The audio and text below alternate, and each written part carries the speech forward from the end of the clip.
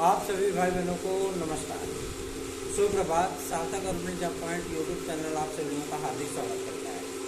Channel पर नए हैं, चैनल को सब्सक्राइब, वीडियो को लाइक शेयर करें, बेल आइकन दबाकर रख दें ताकि आपको नोटिफिकेशन मिल जाए और आप उसे शेयर कर पाएँ।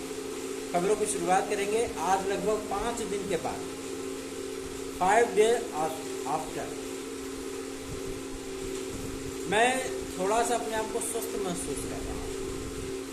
मतलब ये कि कुछ भी खाने से पहले आत्मा कांप जाती थी, लेकिन अब 5 दिन के बाद ये लगा है कि हाँ, वास्तविकता में भूख कैसी होती है और भूख लगने पर कितना खाना होता है, ठीक है ना।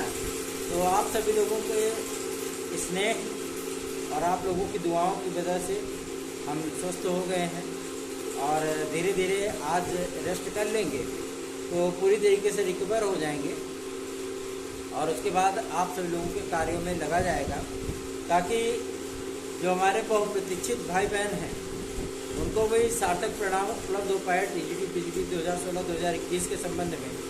साथ ही साथ जो टीजीटी पीजीटी 2022 के लिए विद्यार्थी हैं उन विद्यार्थियों को भी थोड़ा सा रिलैक्स मिल सके और उनको एग्जाम डेट वगैरह मिल सके।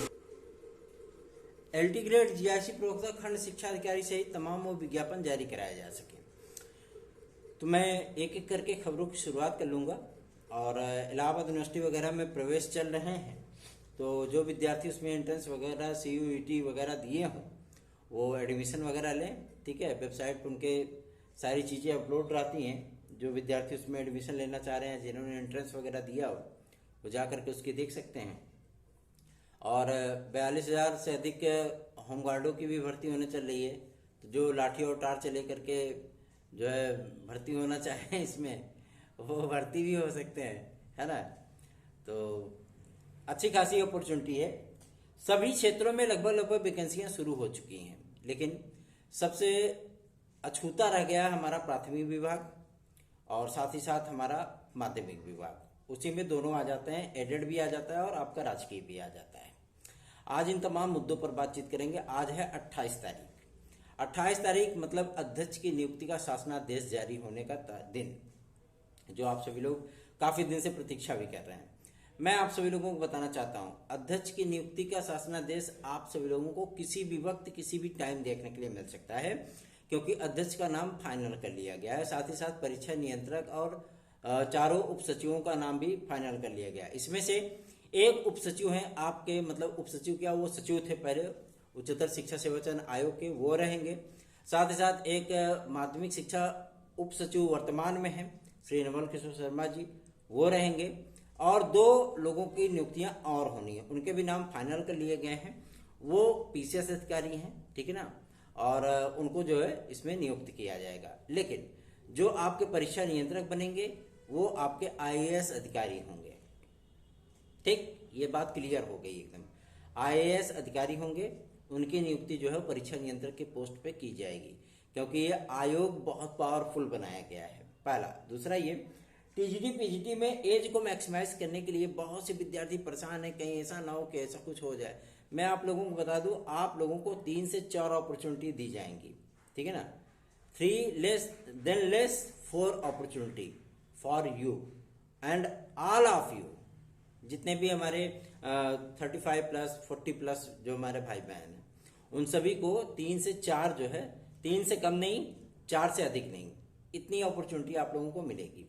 2027 के आफ्टर बाद आप लोगों को ये प्रारूप पूरी तरीके से देखने के लिए मिल जाएगा कि भैया 21 से 40 वर्ष आपका TGT और PGT में भी हो गया।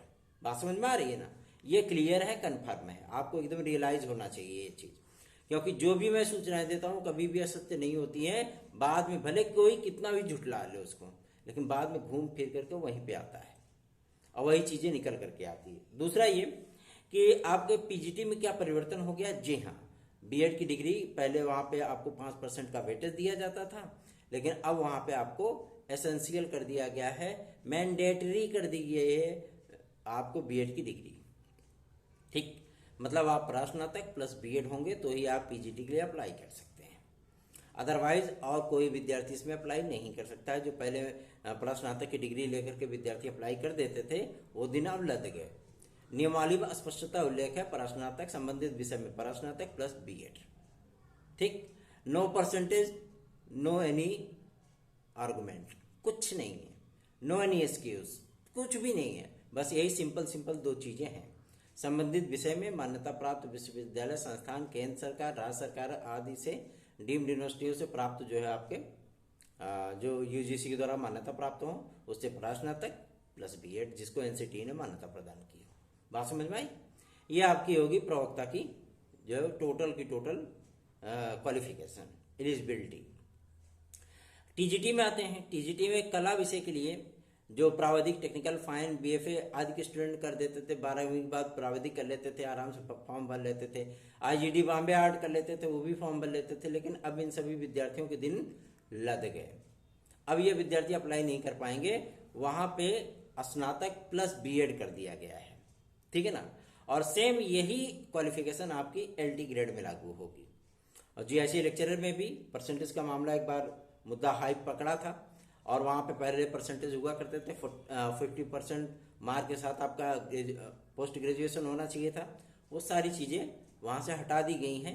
केवल पोस्ट ग्रेजुएट प्लस बीएड अगर आप हैं तो आप जीआईसी लेक्चरर के लिए अप्लाई कर सकते हैं संबंधित विषय में। और यही चीजें आपकी एलटी ग्रेड में भी है, ठीक है ना। प्रशिक्षित स्नातक की डिग्री होनी चाहिए आपके पास, मतलब प्रशिक्षित होना चाहिए और स्नातक की डिग्री होनी चाहिए संबंधित विषय में। आप अप्लाई कर सकते हैं, कोई दिक्कत नहीं है। हिंदी विषय को लेकर के बहुत से विद्यार्थियों ने जो है गामा-गामी अपनाई थी कि हमको इंटर में संस्कृत की अनिवार्यता से छूट दे दी जाए। लेकिन हाईकोर्ट का आदेश आया, एक्सपर्ट कमेटी की रिपोर्ट आई। एक्सपर्ट कमेटी में 7 सदस्य, 7 में से 6 आपके खिलाफ थे, ठीक। और उसमें से 3 जो है आपके संपूर्णानंद संस्कृत विश्वविद्यालय के थे और 2 आपके बीएचयू के थे, 1 आपके इलाहाबाद यूनिवर्सिटी के थे और 1 लखनऊ यूनिवर्सिटी के थे, ठीक है। उन लोगों में से केवल लखनऊ यूनिवर्सिटी वाले एक ऐसे प्रोफेसर थे जिन्होंने आपको सपोर्ट किया, बाकी सभी ने आपका विरोध किया। मतलब स्पष्ट था कि आपको संस्कृत की अनिवार्यता से छूट नहीं मिलेगी, ठीक। जो नियमावली चली आ रही थी हिंदी विषय के लिए, सेम की सेम वही नियमावली आप लोगों को आगे भी देखने के लिए मिलने वाली है। इससे क्या हुआ, 2018 के लगभग 68 विद्यार्थियों का जो ज्वाइनिंग वाला प्रोसेस था वो क्रॉस मार्क में चला गया, समाप्त हो गया पूरी तरीके से, ठीक। खत्म हो गया, प्रक्रिया ही समाप्त हो गई, ठीक है ना। अब आप लोगों को किसी भी प्रकार की जो एलिजिबिलिटी होती है समकक्ष आदि शब्द को लेकर के, तो अब आप लोगों को चीजें देखने के लिए नहीं मिलने वाली है। मैं आप लोगों को एलिजिबिलिटी इसलिए बता रहा हूं क्योंकि एलिजिबिलिटी मैंने देखी है, ठीक है ना। और सबसे बड़ी चीज ये है कि ये एलिजिबिलिटी बहुत से विद्यार्थियों को फॉर्म भरने से वंचित कर देगा। बहुत से ऐसे विद्यार्थी हैं जो नॉन बीएड हैं, बहुत से ऐसे विद्यार्थी हैं जो संगीत में बीएड नहीं होते हैं, मतलब संगीत विषय से बीएड नहीं, बीएड होना अनिवार्य है वहां पे, ये परिवर्तन हुआ है। बहुत से ऐसे विद्यार्थी होते हैं जो पोस्ट ग्रेजुएट होते हैं लेकिन बीएड नहीं होते हैं। ऐसे विद्यार्थी अब फॉर्म नहीं भर पाएंगे, ये क्लियर हो गया, स्पष्ट हो गया। दूसरा, ये परीक्षा का प्रारूप क्या होगा आपके टीजीटी का, आपके एलटी का। तो मैं आप लोगों को बता दूं, 110 क्वेश्चन, 110 प्रश्न एलटी में भी, 120 क्वेश्चन आप लोगों को एलटी में मिलता था सब्जेक्ट का और 30 क्वेश्चन आपको जीएस का मिलता था। अब वो पैटर्न चेंज हो चुका है। अब आप लोगों को 130 क्वेश्चन सब्जेक्ट का, 20 क्वेश्चन जीएस का। सेम वही कंडीशन आपकी टीजीटी और पीजीटी में रहेगा। 130 क्वेश्चन आपको सब्जेक्ट का, 20 क्वेश्चन आपको जीएस का, ये देखने के लिए मिलने वाला है, ठीक है ना। और जीएस में पासिंग का क्राइटेरिया आपके शिक्षा सेवा चयन आयोग में भी होगा और आपके लोक सेवा आयोग में भी होगा। जो विद्यार्थी 45% मार्क गेन करते हैं, मतलब आपके 20 क्वेश्चन में से 45 निकाल लीजिएगा, इतनी मैथ मेरी अच्छी नहीं है ना, तो आप लोग निकाल लीजिएगा कितने क्वेश्चन आते हैं, 9 क्वेश्चन आते हैं कि 11 क्वेश्चन आते हैं, हाँ कि 7 क्वेश्चन आते हैं, ठीक है। तो उसको आप देख लीजिएगा। और यही सेम कंडीशन आपकी जीआईसी लेक्चरर की और यही सेम कंडीशन आपकी टीजीटी और पीजीटी की होने वाली है, ठीक। तो दिल दिमाग में इतना बैठा लीजिए कि हमको अब सब्जेक्ट के साथ साथ हमको जीके जीएस भी पढ़ना पड़ेगा, ठीक है ना। उसका सिलेबस बन रहा है और बहुत जल्दी आप लोगों के सामने सिलेबस आने चल रहा है। अध्यक्ष के नाम का विचार फाइनल हो चुका है और मुख्यमंत्री महोदय अब अभयदान पा चुके हैं केंद्र सरकार के माध्यम से। ठीक है, तो अब वो फुल स्ट्रेंथ में अपना काम करेंगे, बाकी के सारे कार्य आप लोगों के निपटाए जाएंगे। आज तो संडे है, कल नहीं परसों की डेट में कैबिनेट की मीटिंग होगी, क्योंकि जो भी मीटिंग कर रहे हैं उसमें दोनों डिप्टी सीएम गायब रह रहे हैं। ठीक है ना, और समीक्षा 25 जिलों की जिम्मेदारी डिप्टी सीएम श्री केशव प्रसाद मौर्य जी को दी गई थी। 25 जिलों की जिम्मेदारी मुख्यमंत्री योगी आदित्यनाथ जी के पास थी और 25 जिलों की जिम्मेदारी ब्रजेश पाठक जी के पास थी। ठीक, लेकिन वो लोग बैठकों में हिस्सा नहीं ले रहे हैं, तो 6-6 मंडल करके 18 मंडल है ना उत्तर प्रदेश में, तो 6-6 मंडल बांटे गए थे। मुख्यमंत्री योगी आदित्यनाथ जी के पास 6 मंडल, उनके पास 6, उनके पास 6। इसलिए समीक्षा बैठक में जब बुलाया गया नहीं आए तो मुख्यमंत्री जी ने अकेले लिया, क्या कर सकते हैं। तो अब वही कंडीशन होने चल रही है, आप लोगों को ताबड़तोड़ निमोनिया, ताबड़तोड़ विज्ञापन, ताबड़तोड़ परीक्षा की तिथियां देखने के लिए मिलने वाली है। ठीक, सबसे बड़ा सरदर्द था इनका, क्योंकि इन्हीं के अंडर आता था गृह विभाग, और सबसे बड़ा सरदर्द था पुलिस कांस्टेबल की री एग्जाम का डेट अनाउंस करना। ठीक है ना, 4 महीने से अधिक का वक्त बीत चुका था, 5 महीने का, और 6 महीने में ड्यू डेट दिया था इन्होंने कि 6 महीने के अंदर पारदर्शी ढंग से आप पेपर कराइए, और एग्जाम डेट ना घोषित करते छीछलेदर हो जाती, इसीलिए इन्होंने एग्जाम डेट घोषित कर दिया। ठीक, और आप लोगों को मैं बता दूं, अब आप लोगों के टीजीटी और एलटी की ही बारी है। ठीक है ना, लोक सेवा आयोग में भी हम लोग कल गए थे, मतलब मैं तो नहीं गया था, मेरे टीम के सदस्य गए थे, क्योंकि मैं अस्वस्थ चल रहा हूं, तो मैं आज लगभग 5 दिन से लगातार विद्यालय भी नहीं जा पा रहा था। ठीक, मेरे प्रिंसिपल खुद ही घबरा गए कि क्या हो गया मिश्रा जी आपको। हमने कहा सर क्या बताएं, जो है समस्याओं से घिरे हुए हैं है ना, और इसलिए आप लोगों को मैं बता दूं कि वहां से भी क्लियरेंस मिल गया है कि कैबिनेट मीटिंग में जैसे ही आयु सीमा को लेकर के, एज रिलैक्सेशन को लेकर के, और टीजीटी पीजीटी को लेकर के, एलटी और जीएचई में किस तरीके का प्रावधान किया जाना है, इन सारी चीजों को लेकर के जैसे ही क्लियरेंस उधर मिलता है तत्काल आप लोगों का विज्ञापन इधर जारी हो जाएगा। ठीक है ना, पहले तो ये जानकारी मिली थी कि आपका खंड शिक्षा अधिकारी का विज्ञापन एलटी और जीएचई के पहले आ सकता है, लेकिन लोक सेवा आयोग ने कहा है कि एलटी ग्रेड जीएचई प्रवक्ता का विज्ञापन हमारे लिए सबसे बड़ी चुनौती है, क्योंकि इसमें विद्यार्थियों की संख्या तकरीबन 21 लाख होने वाली है। ठीक है ना, और एग्जाम के प्रारूप में किसी प्रकार का कोई परिवर्तन गवर्नमेंट ने नहीं किया है कि भैया अगर आपके पास 5 लाख से अधिक विद्यार्थी हैं तो आप 4 शिफ्ट में पेपर कराइए, हर शिफ्ट में आप 1.25 लाख से अधिक विद्यार्थी नहीं रख सकते। तो लोक सेवा आयोग को भी ये चीजें एक्सेप्ट करनी पड़ी, क्योंकि इन्होंने इस चीज के परिवर्तन के लिए दिया था। हालांकि इससे जो प्रादेशिक सिविल सेवा परीक्षाएं होती है, मतलब पीसीएस वगैरह होती हैं, उनको जो है मुक्त रखा गया है, क्योंकि गवर्नमेंट उनको जो है पूरी तरीके से लोक सेवा आयोग को समर्पित कर चुकी है। ठीक है, तो लोक सेवा आयोग उसका 2 ही शिफ्ट में कराएगी पेपर। वो 5-5 लाख कैंडिडेट या 10 लाख कैंडिडेट जो भी रखना चाहें वो रख सकते हैं, कोई दिक्कत नहीं है, लेकिन पूरी की पूरी लाइबिलिटी किसकी होगी, लोक सेवा आयोग की होगी। ठीक है ना, किसी प्रकार का छिछलेदर नहीं होना चाहिए। इसीलिए पहले ही जो है विज्ञप्ति उन्होंने जारी कर दी कि भैया जो अध्यादेश लागू हुआ है ना, जारी हुआ था, वो पहले ही से लागू कर दिया है। अब आप लोग अगर कोई छिछलेदर करते हैं तो उम्र कैद प्लस 1 करोड़ का जुर्माना सब रहेगा, ये जान लीजिए। तो क्या लगता है आप लोगों को, तो सार्वजनिक परीक्षा नियंत्रण कानून के माध्यम से भ्रष्टाचार रुक पाएगा? कमेंट करके अपना जवाब जरूर दीजिए। चलिए आगे बढ़ते हैं। अब बात करेंगे आपके प्राथमिक शिक्षक भर्ती के लिए। तो प्राथमिक शिक्षक भर्ती के लिए कल स्वतंत्र प्रभार संदीप सिंह जी से, जो बेसिक शिक्षा राज्य मंत्री हैं, उनसे टीम के सदस्यों ने मुलाकात की थी और उनसे जानने का प्रयत्न किया था कि प्राथमिक शिक्षक भर्ती वास्तव में सरकार के राडार में है अथवा नहीं है। उन्होंने इस बात को स्पष्ट कर दिया कि जो पीएवी के कमेटी की रिपोर्ट आई थी उसमें जिला बेसिक शिक्षा अधिकारियों ने बहुत सारे पदों के रिक्त होने की जानकारी प्रदान की थी।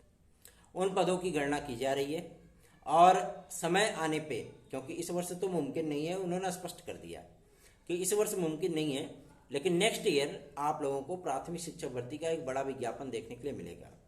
जब हम लोगों ने, टीम के सदस्यों ने ये जानकारी प्राप्त करने के प्रयत्न किया कि क्या इसमें बीएड डिग्री धारक भी सम्मिलित होंगे, तो उन्होंने कहा कि हम एक चांस बीएड डिग्री धारकों को और देना चाहेंगे। जैसे कि हम लोगों ने जो शिक्षा मित्रों को दिया था तथा शिक्षकों को दिया था, वैसे ही डीएलएड के साथ साथ आपके बीएड डिग्री धारकों को भी यह अवश्य प्रदान किया जाएगा, भले इसके लिए हमें एनसीटीई से परमिशन लेनी पड़े। ठीक है ना, ये हिंट उन्होंने दे दिया।